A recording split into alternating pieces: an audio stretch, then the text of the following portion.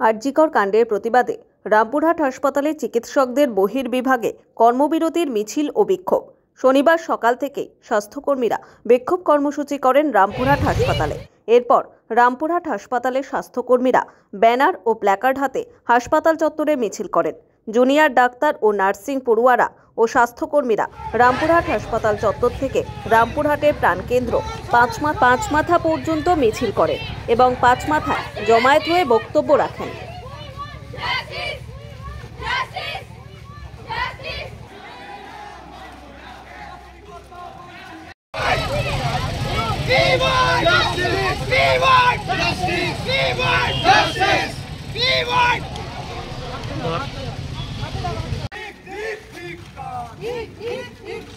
এই শাসনিকতা মানছি না, মানবো না, মানছি না, মানবো না, মানছি না।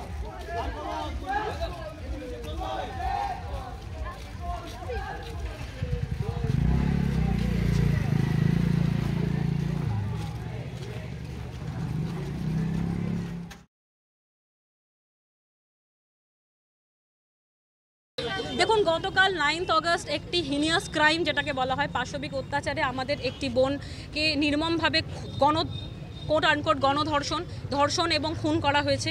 তাতে কর্মবিরতি ডাক দিয়েছে মেডিকেল কলেজ, প্রত্যেকটি পশ্চিমবঙ্গের মেডিকেল কলেজ সামিল হয়েছেন। RG Kar medical college, NRS, SSKM এবং বাকি সমস্ত কলেজ। আমরা Rampurhat medical college, periphery medical college, আমরা আমাদের দিক থেকেও কর্মবিরতি ডাক দিয়েছি। আর মেডিকেল কলেজের আউটডোর ডিপার্টমেন্ট বন্ধ আছে, কিন্তু এমার্জেন্সি পরিষেবা প্রত্যেকটি চালু আছেন, গিয়ে আপনারা চেক করে নিতে পারেন। সিজার, ওটি, ডেলিভারি কিছু বন্ধ হচ্ছে না। আমাদের দাবি হচ্ছে, উই ওয়ান্ট জাস্টিস। যে বা যারা ঘৃণতম অপরাধ করেছেন আমরা তাদের দৃষ্টান্তমূলক শাস্তি চাই এবং that should not be less than capital punishment.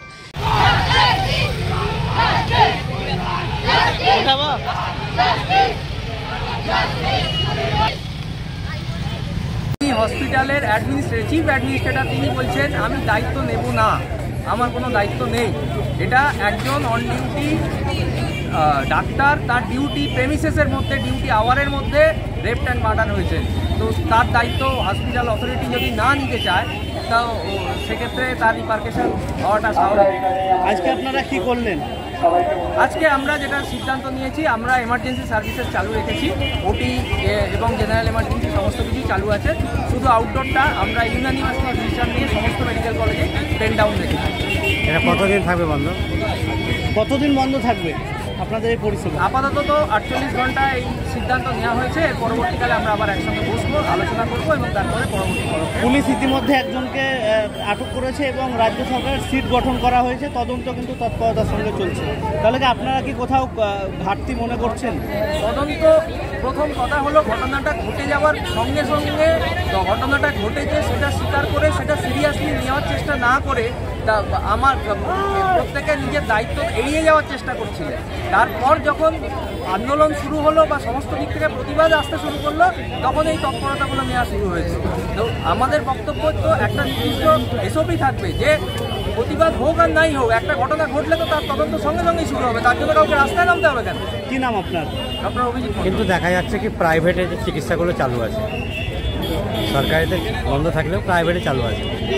দেখুন, প্রাইভেট চিকিৎসা বলতে যারা প্রাইভেট প্র্যাকটিস করছেন আমাদের তাদের কাছেও আবেদন আছে যে আপনারা অন্তত আমাদের সঙ্গে সলিডারিটি দেখানোর জন্য নিজেদের পেন ডাউন রাখুন।